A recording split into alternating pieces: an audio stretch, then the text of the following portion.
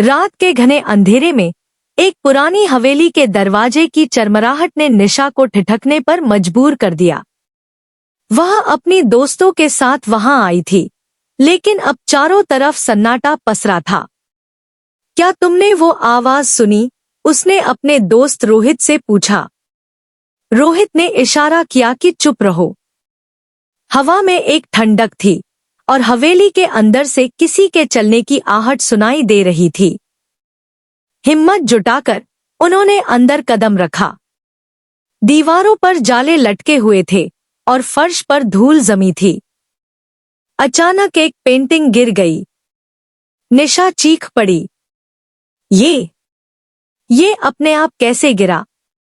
रोहित ने पेंटिंग उठाने की कोशिश की, लेकिन उसके पीछे एक दरवाजा था। दरवाजा धीरे धीरे खुला। शायद ये किसी सीक्रेट रूम का रास्ता हो, रोहित ने कहा। वे सभी उस दरवाजे से अंदर गए। वहां एक गहरी सीढ़ी नीचे जाती दिखी।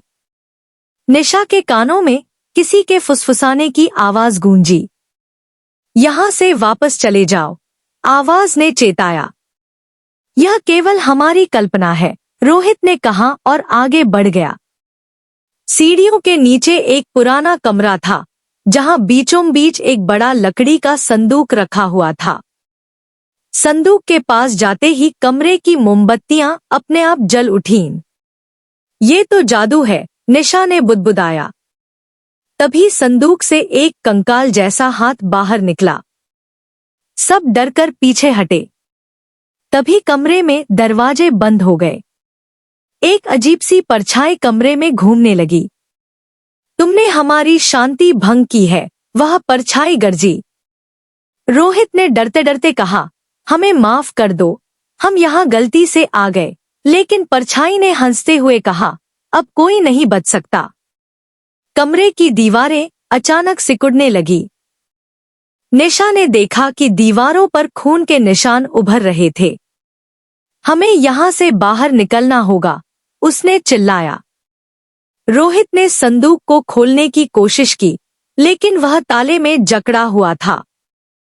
तभी संदूक से आवाज आई, अगर तुमने इसे खोला तो तुम्हारी मौत पक्की है। दीवारों की दरारों से धुएं जैसा कुछ निकलने लगा। निशा को लगा कि वह सांस नहीं ले पाएगी। हम फंस गए हैं, उसने रोहित से कहा। रोहित ने अपनी पूरी ताकत लगाकर संदूक खोल दिया। लेकिन जैसे ही संदूक खुला, एक चमकदार रोशनी फैली और कमरे में विस्फोट हो गया। जब सब कुछ शांत हुआ, निशा और रोहित खुद को हवेली के बाहर पाए। लेकिन उनके कपड़े जल चुके थे और उनके हाथों पर अजीब से निशान थे। क्या यह खत्म हो गया? रोहित ने पूछा। लेकिन तभी हवेली से फिर वही फुसफुसाने की आवाज आई, यह तो बस शुरुआत थी।